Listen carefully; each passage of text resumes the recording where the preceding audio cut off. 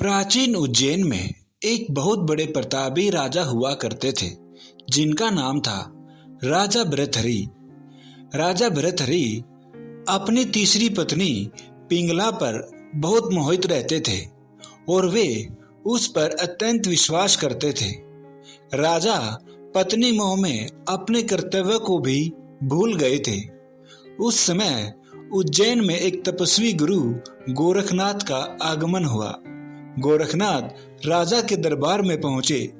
भृतहरि ने गोरखनाथ का उचित आदर सत्कार किया। इससे तपस्वी गुरु अति प्रसन्न हुए। प्रसन्न होकर गोरखनाथ ने राजा को एक फल दिया और कहा कि यह खाने से वह सदैव जवान बने रहेंगे, कभी बुढ़ापा नहीं आएगा, सदैव सुंदरता बनी रहेगी। वीडियो में आगे जाने से पहले इस वीडियो को लाइक और हमारे इस चैनल को सब्सक्राइब जरूर करें। यह चमत्कारी फल देकर गोरखनाथ वहां से चले गए। राजा ने फल लेकर सोचा कि उन्हें जवानी और सुंदरता की क्या आवश्यकता है। क्योंकि राजा अपनी तीसरी पत्नी पर अत्यधिक मोहित थे, अतः उन्होंने सोचा कि यदि यह फल पिंगला खा लेगी तो वह सदैव सुंदर और जवान बनी रहेगी। यह सोचकर राजा ने पिंगला को वह फल दे दिया।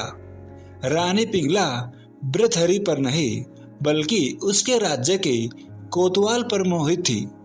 यह बात राजा नहीं जानते थे। जब राजा ने वह चमत्कारी फल रानी को दिया तो रानी ने सोचा कि यह फल यदि कोतवाल खाएगा तो वह लंबे समय तक उसकी इच्छाओं की पूर्ति कर सकेगा। रानी ने यह सोचकर चमत्कारी फल कोतवाल को दे दिया।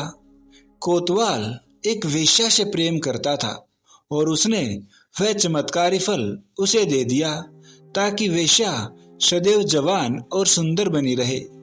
वेश्या ने फल पाकर सोचा कि यदि वह जवान और सुंदर बनी रहेगी तो उसे यह गंदा काम हमेशा करना पड़ेगा। नरक समान जीवन से मुक्ति नहीं मिलेगी। इस फल की सबसे ज्यादा जरूरत हमारे राजा को है। राजा हमेशा जवान रहेंगे तो लंबे समय तक प्रजा को भी सभी सुख सुविधाएं देते रहेंगे। यह सोचकर उसने वह चमत्कारी फल राजा को दे दिया। राजा वह फल देखकर हतप्रभ रह गया। राजा ने वेश्या से पूछा कि यह फल उसे कहां से प्राप्त हुआ। वेश्या ने बताया कि यह फल उसे कोतवाल ने दिया है। भृतहरि ने तुरंत कोतवाल को बुलवाया। सख्ती से पूछने पर कोतवाल ने बताया कि यह फल उसे रानी ने दिया था। जब भृतहरि को पूरी सच्चाई मालूम हुई तो वह समझ गए कि रानी उसे धोखा दे रही है। पत्नी के धोखे से भृतहरि के मन में वैराग्य जाग गया और वे अपना संपूर्ण राज्य विक्रमादित्य को सौंपकर उज्जैन की एक गुफा में आ गए। उस गुफा में भृतहरि ने कई वर्षों तक तपस्या की। उज्जैन में आज भी राजा भृतहरि की गुफा दर्शनीय स्थल के रूप में स्थित है। राजा भृतहरि ने वैराग्य पर वैराग्य शतक की रचना की जो कि काफी प्रसिद्ध है। राजा भृतहरि ने श्रृंगार शतक और नीति शतक की भी रचना की। यह तीनों ही शतक आज भी उपलब्ध हैं और पढ़ने योग्य हैं।